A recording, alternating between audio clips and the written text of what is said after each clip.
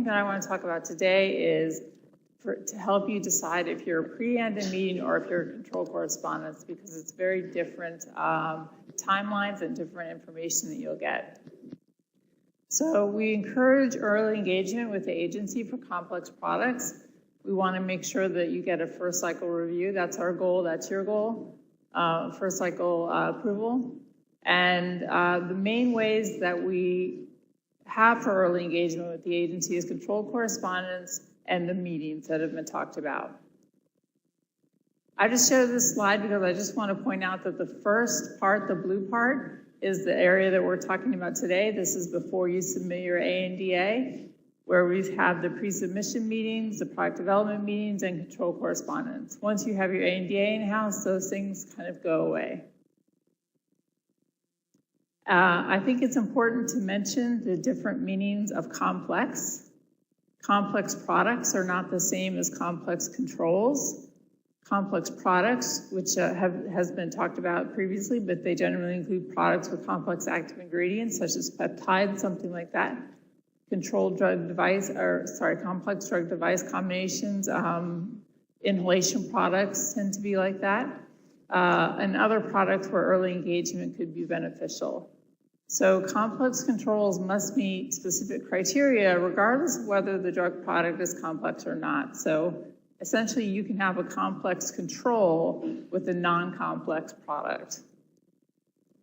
For standard control correspondence, as mentioned, is you have 60 days. Generally, we're talking 1 to 2 questions requesting information on a specific element of your generic drug product development and certain post-approval submission requirements, and you can find that in the control correspondence draft guidance.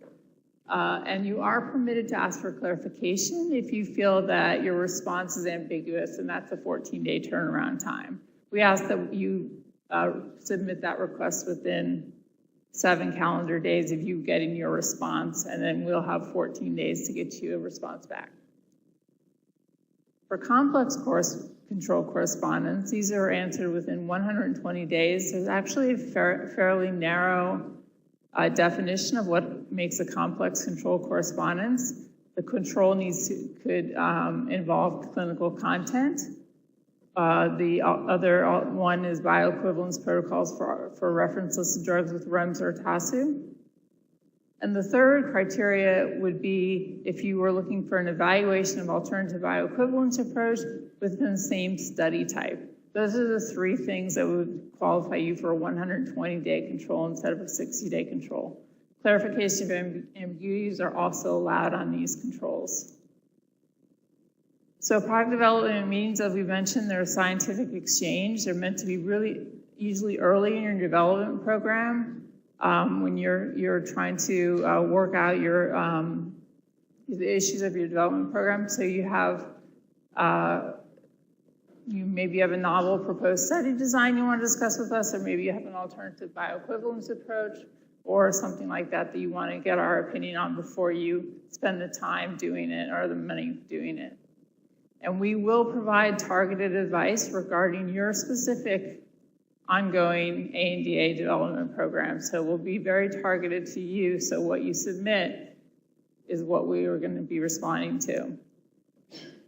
So there's meetings that we will grant, and in this case, meetings, if we do not have a product-specific guidance known as a PSG, and you have a complex product, we will grant your meeting. If we do have a product-specific guidance, but you are proposing alternative equivalence evaluation, then that, for a complex product, will also grant that meeting. Then there's a section of meetings that we may grant, depending on resources available. And these are ones where the meeting concerns complex product development issues other than those identified in the previous slides. So for example, we have a product-specific guidance. The prospective ANDA applicant is not proposing an alternative equivalence evaluation, but the request raises other complex issues that are better suited to a meeting format. So for the pre-submission meetings, which are usually submitted within 6 to 12 months, because the meeting timeline is 5 to 6 months altogether.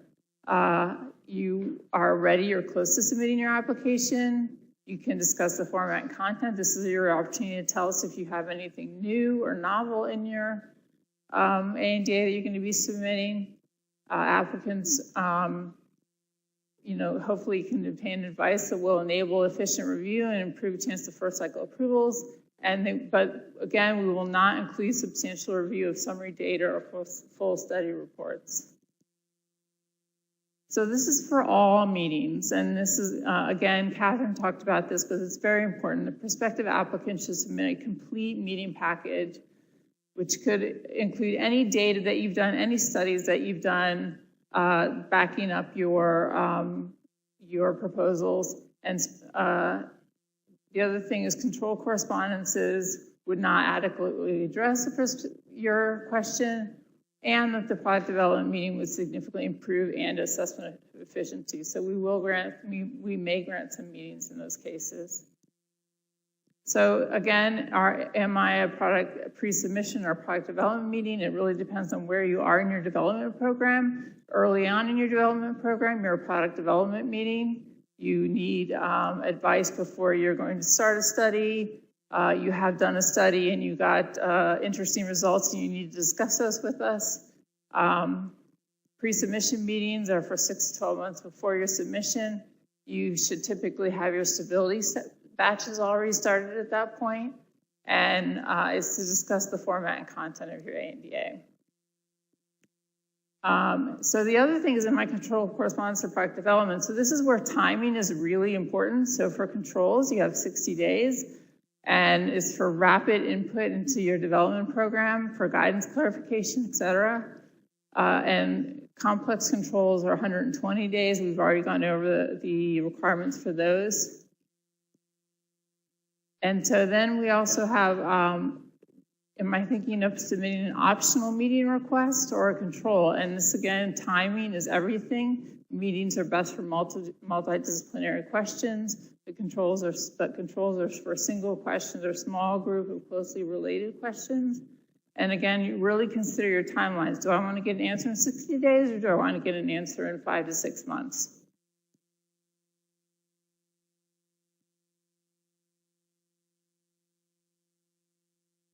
Is this yours? Oh, sorry. I am done. Thank you. I'm going to turn this over to Bhagwan.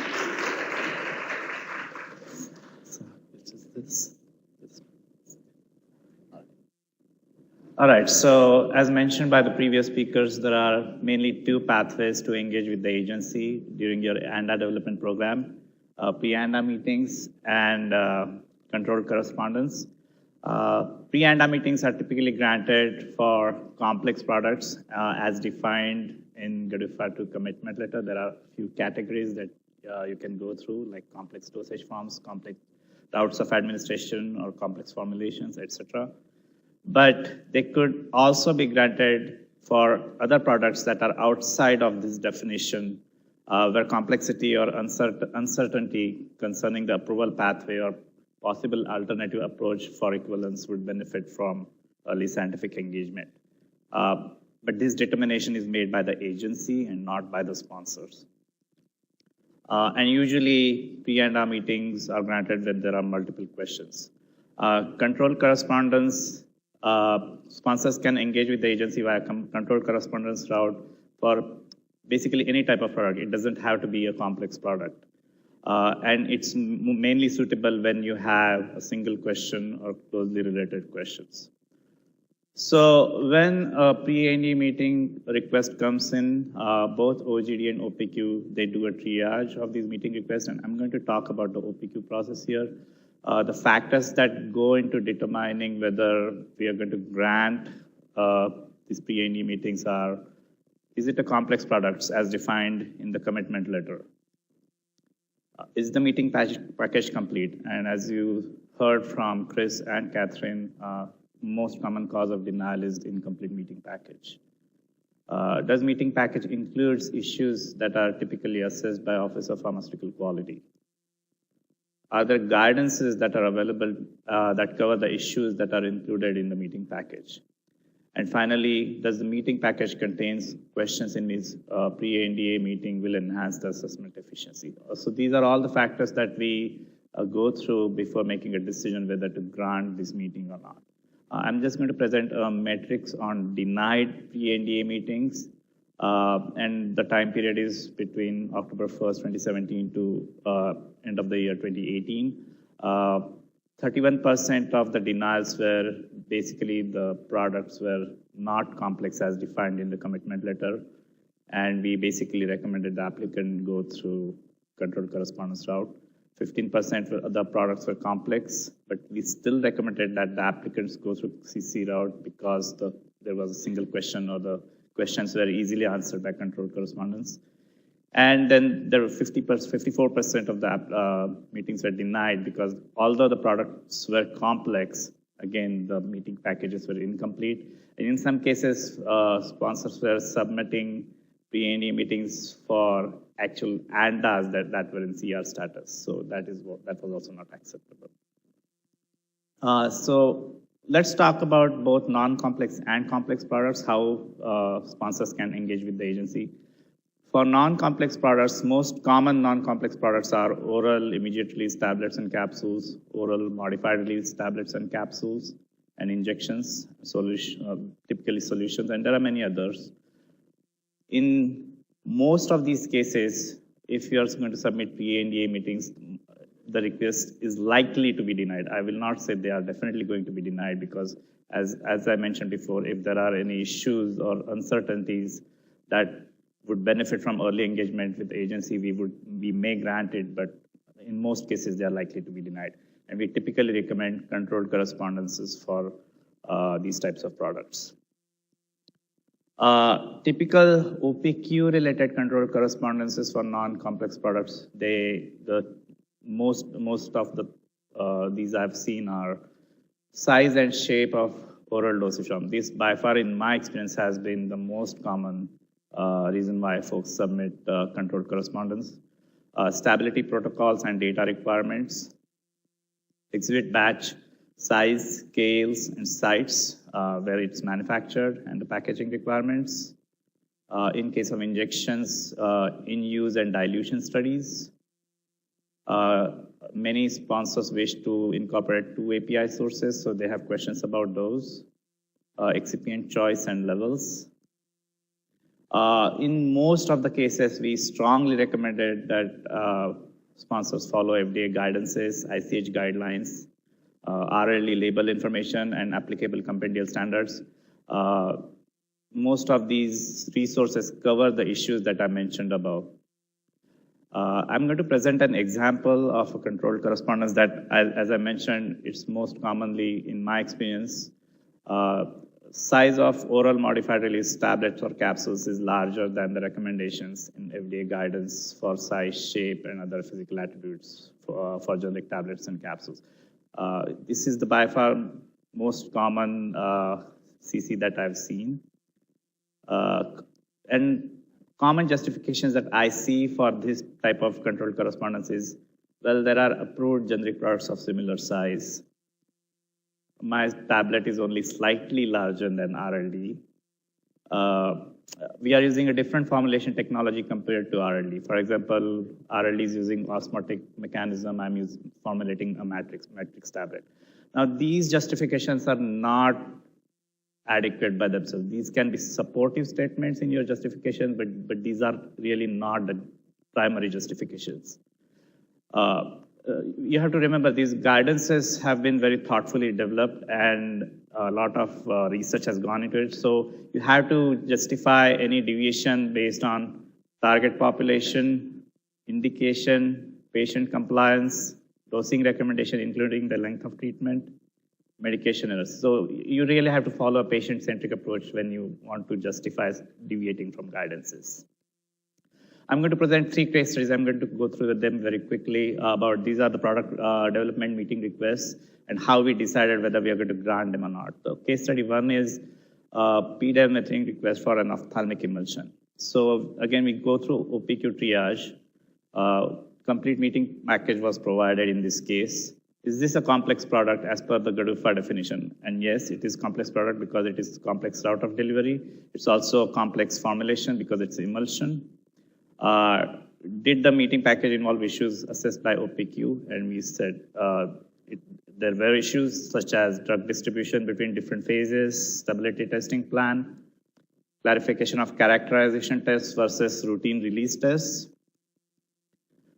And we did not feel that in this case there was any single question which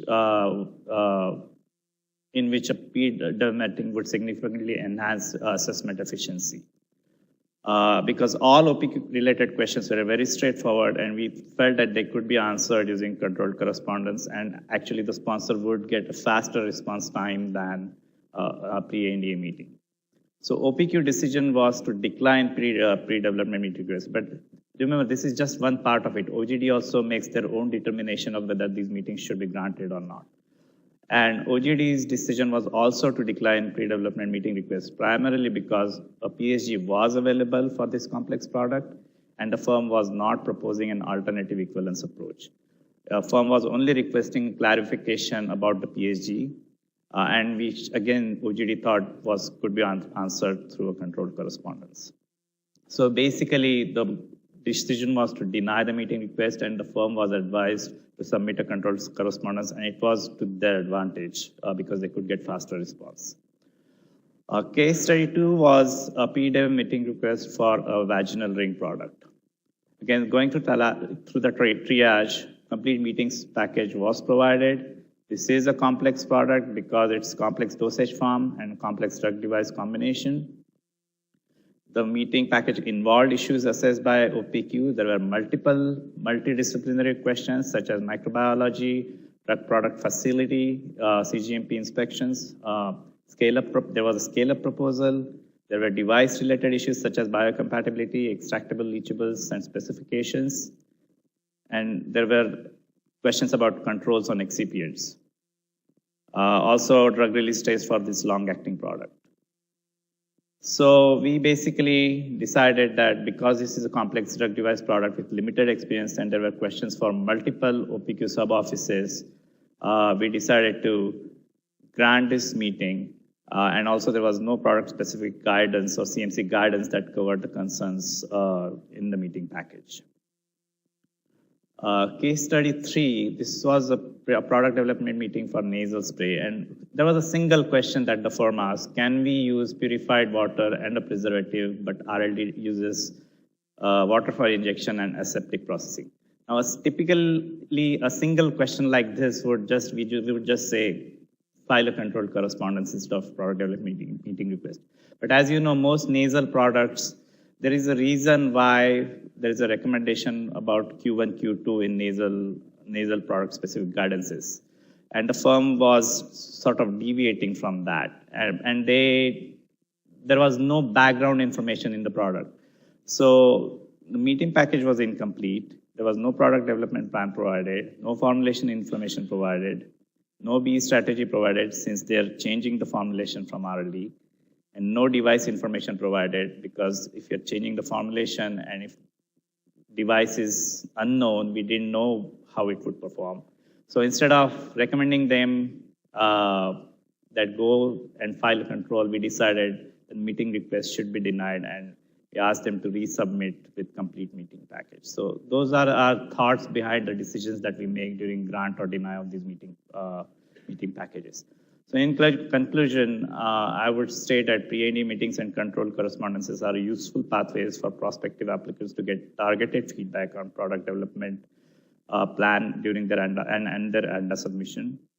Prospective applicants should select the appropriate pathway to get feedback from FDA depending on the complexity of product, development stage, and the number of questions. They should submit a complete meeting package, including a data package, and also ask specific proposals and questions rather than broad questions. Before you submit a package, please read all applicable guidances and standards and justify the